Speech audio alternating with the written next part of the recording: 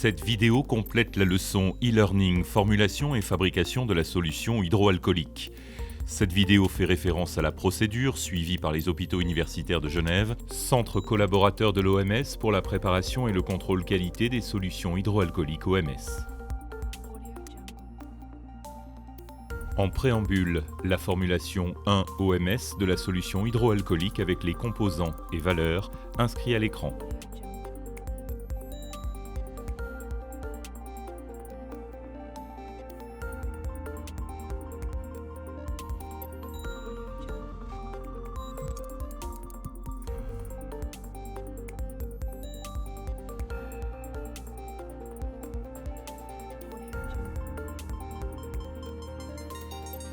La documentation et la traçabilité sont des éléments importants de l'assurance qualité et font partie des bonnes pratiques de fabrication.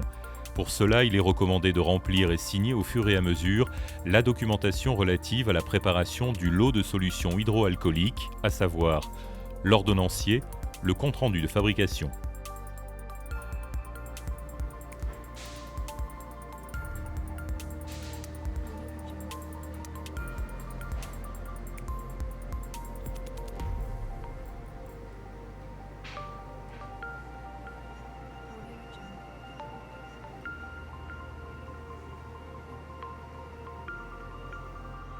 Afin de respecter les règles d'hygiène et de sécurité pendant la production, l'opérateur doit porter une blouse propre et fermée avec les manches longues, ne doit pas porter de bijoux aux mains ni aux poignets, l'alliance peut être tolérée, doit procéder au lavage des mains, doit avoir les cheveux attachés s'ils sont longs et porter une charlotte, doit avoir les ongles courts et pas de faux ongles. Lors de la manipulation des produits, l'opérateur portera également des gants et des lunettes de protection.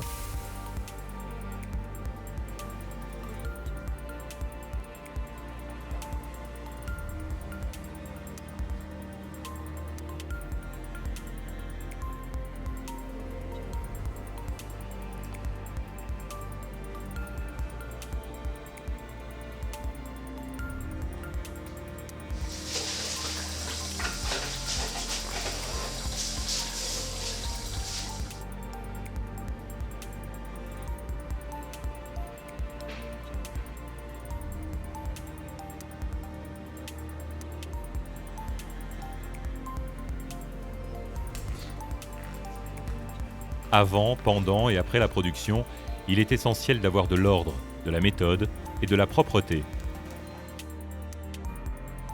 Avant de débuter la préparation, il faut vérifier le vide de ligne, c'est-à-dire veiller à ce que la place de travail soit débarrassée de toute matière première et matériel inutile, puis la nettoyer soigneusement à l'alcool.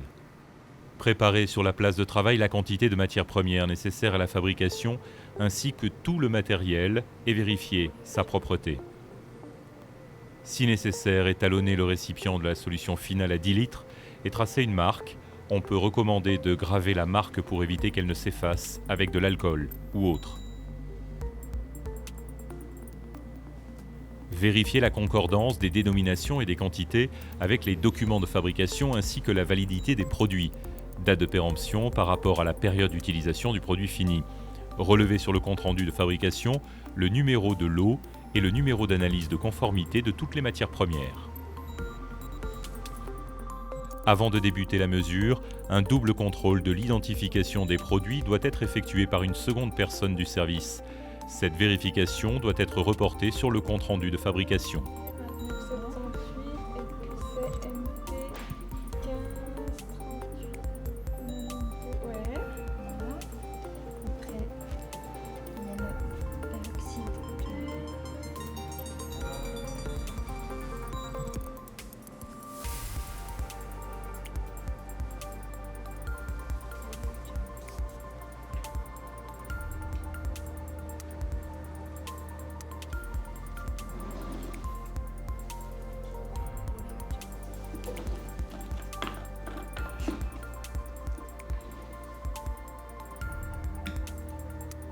Mesurer 145 ml de glycérol 98% dans le cylindre gradué de 250 ml.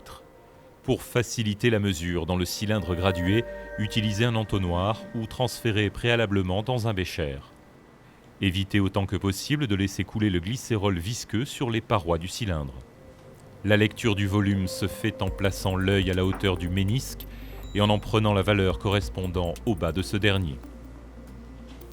Mesurez 417 ml de peroxyde d'hydrogène 3% dans le cylindre gradué de 500 ml. Procédez de la même manière pour la mesure du peroxyde d'hydrogène 3%.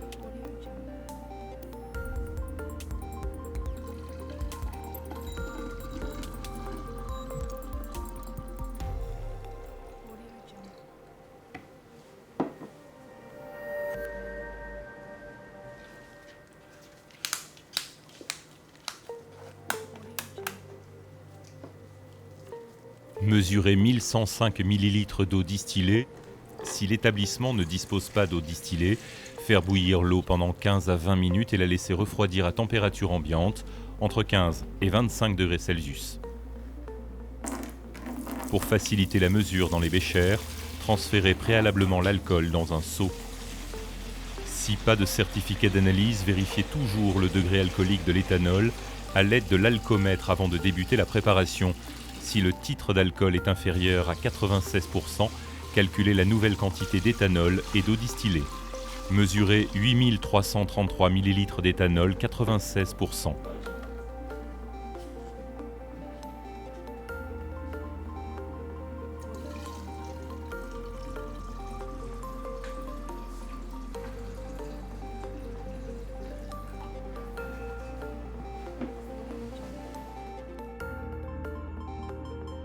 Pour des raisons de sécurité, toutes les mesures doivent être vérifiées par une seconde personne du service. La personne valide en signant les mesures sur le compte-rendu de fabrication. Vérifiez que le robinet du récipient est bien fermé, puis commencez par verser la quantité de glycérol 98%.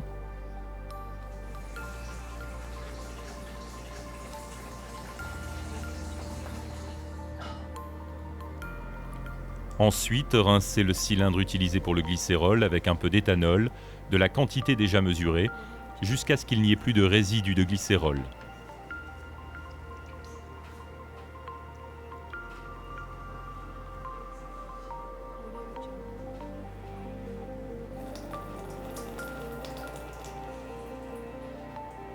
Versez dans le récipient final la quantité mesurée de peroxyde d'hydrogène 3%.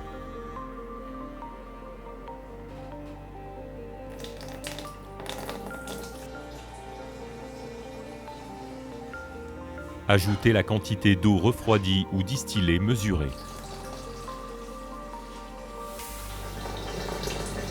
Ajoutez en 3-4 fois la quantité mesurée d'éthanol en mélangeant à chaque fois, c'est l'homogénéisation.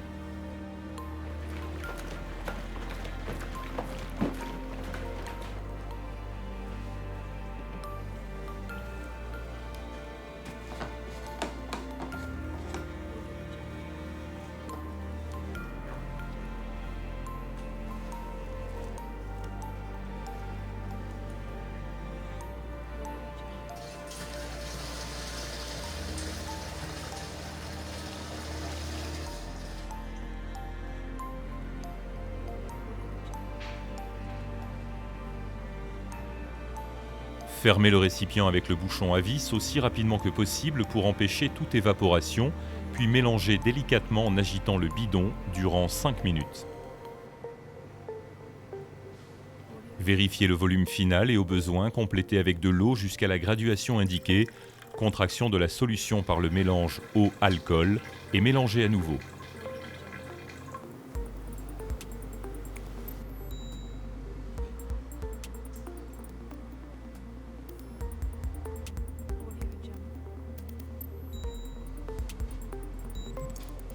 Identifiez le récipient, nom de l'établissement, nom du produit, numéro de lot, date de fabrication. Effectuez le contrôle qualité de la solution hydroalcoolique avant le conditionnement dans les flacons. Vérifiez que le matériel utilisé soit propre et sec, alcomètre et cylindre. S'assurer que le liquide soit bien mélangé avant la mesure.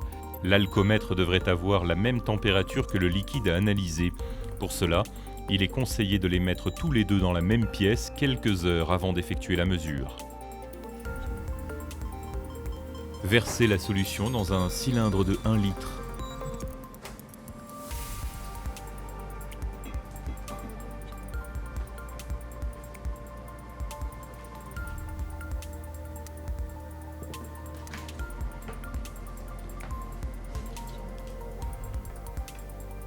Plongez l'alcomètre avec précaution dans la solution.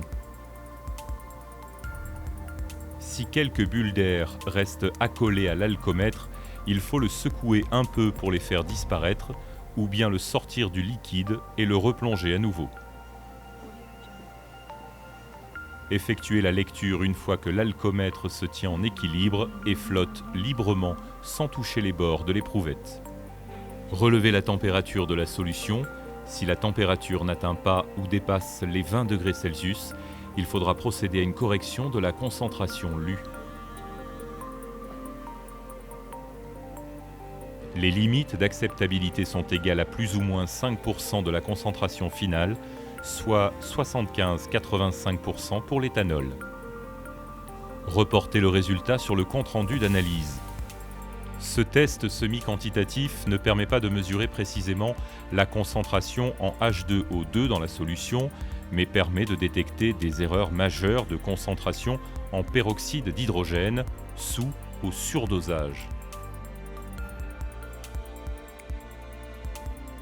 Préparez le matériel nécessaire et effectuez le dosage semi-quantitatif du peroxyde d'hydrogène en suivant la procédure FARMED.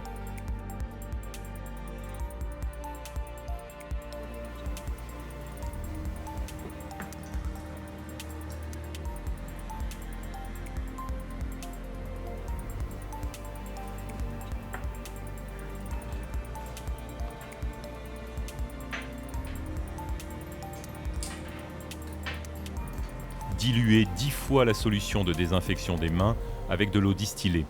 Pour chaque échantillon, prélevez 1 ml de la solution de désinfection des mains et la placez dans un ballon de 10 ml.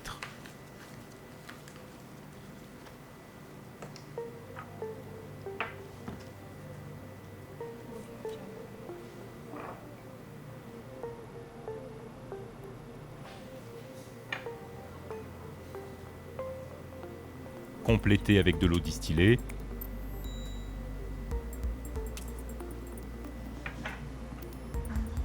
Agitez.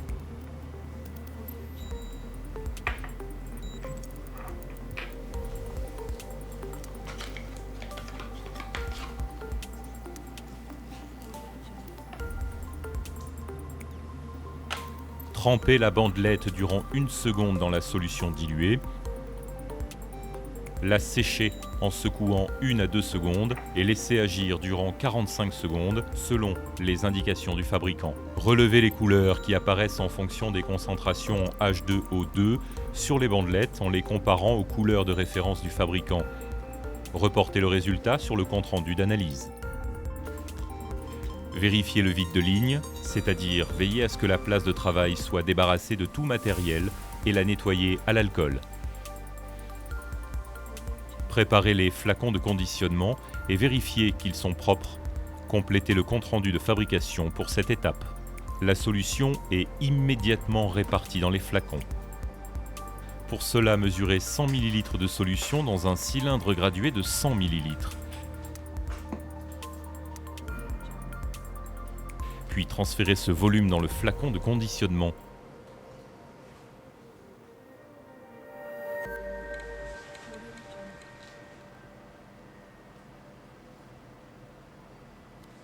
Fermez immédiatement le flacon en vissant à fond le bouchon. Répétez ces opérations jusqu'à épuisement de la quantité préparée. Rangez et nettoyez la place de travail avec de l'alcool. Vérifiez que la table d'étiquetage ne comporte aucun autre matériel ou étiquette avant de commencer l'étiquetage. Utilisez de préférence des étiquettes autocollantes ou prévoir de la colle appropriée. Vérifiez que toutes les informations sont portées sur l'étiquette, à savoir nom de l'établissement, nom de la préparation, composants et concentration, numéro de lot et date d'expiration, mode d'emploi, précautions et mise en garde.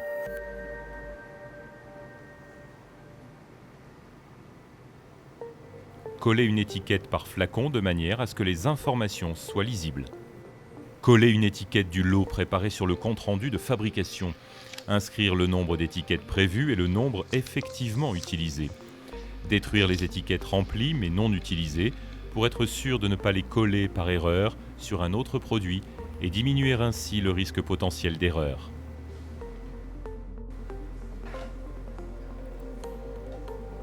Une fois étiqueté, mettre en quarantaine toute la charge pendant 72 heures au minimum afin de permettre la destruction des spores éventuellement présentes dans l'alcool et sur les surfaces des flacons. Signaler le lot en quarantaine par une fiche d'identification. Placer la charge en quarantaine dans un endroit distinct et identifié afin d'éviter tout risque d'utilisation avant la libération du lot.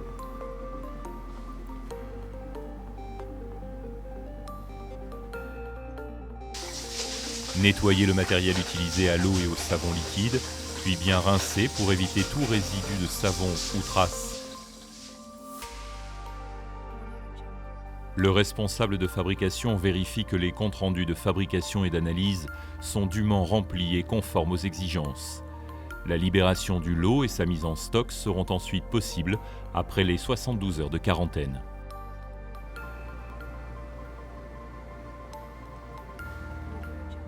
Classer les comptes rendus dans un classeur pour conserver la traçabilité du lot.